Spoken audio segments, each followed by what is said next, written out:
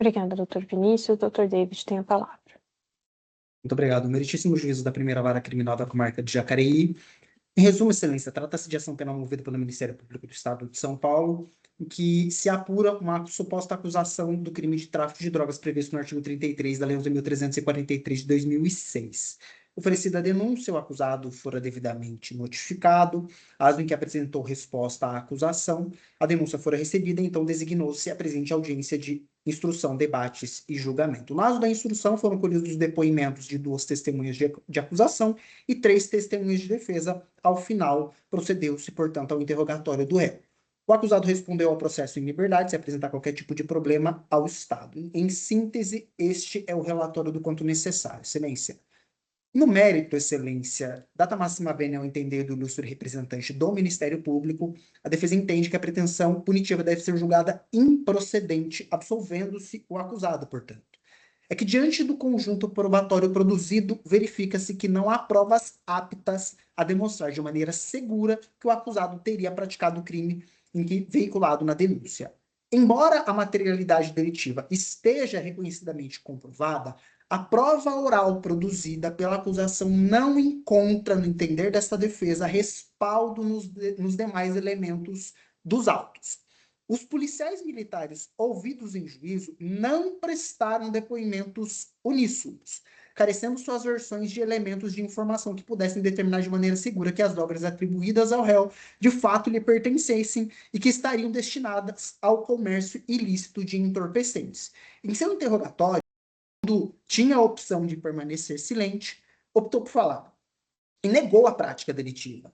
Disse jamais ter se envolvido com o tráfico de drogas, bem como ser pessoa que dedica-se ao trabalho lícito. Por fim, detalhou o momento da abordagem policial, dando conta de que teria sido vítima de ameaça e de agressões por parte dos agentes de segurança pública.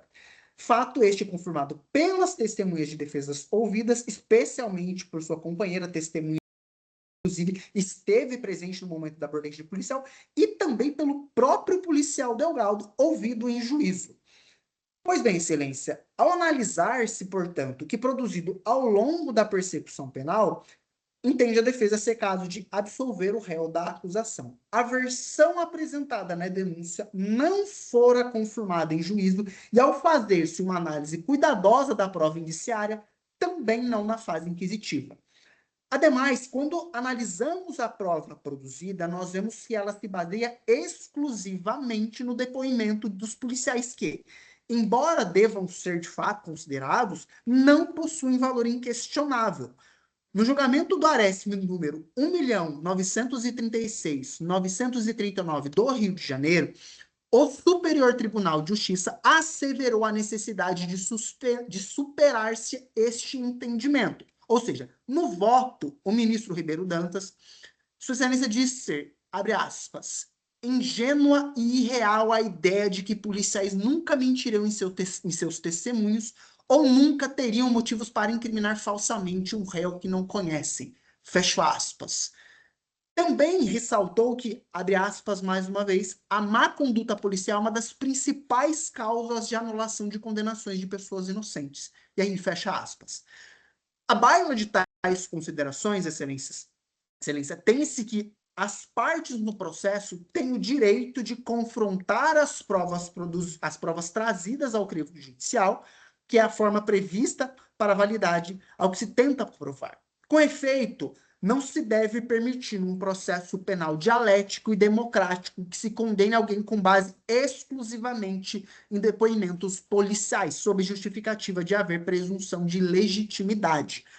Outro sim, nunca há de mais consignar, seja inviável atribuir ao acusado a responsabilidade de provar as suas alegações no processo penal. Isto porque, como sabido, compete ao Ministério Público, de forma cabal, provar o alegado na denúncia, porque de acordo com o disposto no artigo 156, primeira parte do Código de Processo Penal. Desta forma, excelência, que entendemos que a realidade das provas colhidas nesse processo demonstra merecer o acusado a absolvição, por não se ter construído um universo sólido de provas contra si, aptas a chegar-se ao édito condenatório pretendido pelo Ministério Público sendo de direito à improcedência da ação nos termos do artigo 3867 do Código de Processo Penal. Arrematando tal questão em homenagem ao princípio do indúbio pro réu, menciona Guilherme de Souza Nunes, abre aspas, se o juiz não possui provas sólidas para a formação do seu convencimento, sem poder indicá-las na fundamentação de sua sentença, o melhor caminho é a absolvição. E é nesses termos que se requer a absolvição no mérito dos pedidos, Excelência. Subsidiariamente, não sendo esse o entendimento de Vossa Excelência, não acolhendo, portanto, as teses principais, requer-se sejam as penas aplicadas em seus patamares mínimos, diante da ausência de circunstâncias judiciais negativas, de agravantes ou de causas especiais de aumento de pena. Isso porque, em tese, se cometidos, os crimes teriam sido cometidos em condições, em circunstâncias normais da espécie.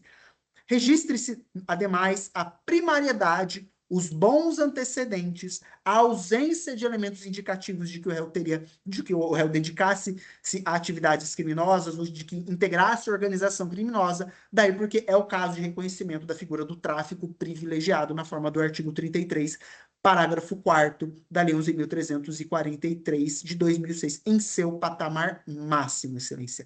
Pelas circunstâncias, requer-se, ademais, que seja fixado o regime aberto, substituída a pena privativa de liberdade por restritivas de direitos. Dessa forma, diante da respeitável posição ministerial anterior, Excelências, por suas razões deixou de oferecer a proposta de acordo de não persecução penal ao acusado, embora já reconhecida a situação de reconhecimento de tráfico privilegiado, a defesa vai requerer, Excelência, que sejam abertas vistas ao Ministério Público novamente para que se possa se deliberar em relação à possibilidade da celebração do acordo de não persecução penal. Tal diligência ela é amparada pela legislação e também pela jurisprudência do Superior Tribunal de Justiça, que, por sua vez, reconhece a possibilidade de anulação do recebimento da denúncia pela recusa infundada ao oferecimento do acordo de não persecução penal.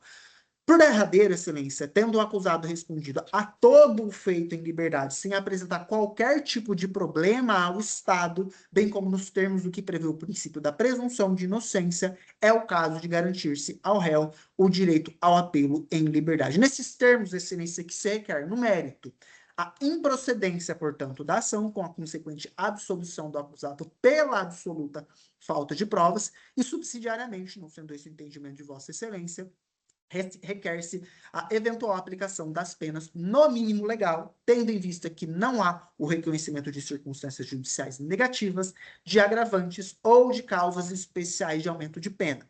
Requer-se, portanto, também que seja aplicado o redutor previsto no artigo 33, parágrafo 4º da Lei 11.343 de 2006, em seu patamar máximo, seja fixado o regime aberto e seja substituída a pena privativa de liberdade por restritivas de direitos.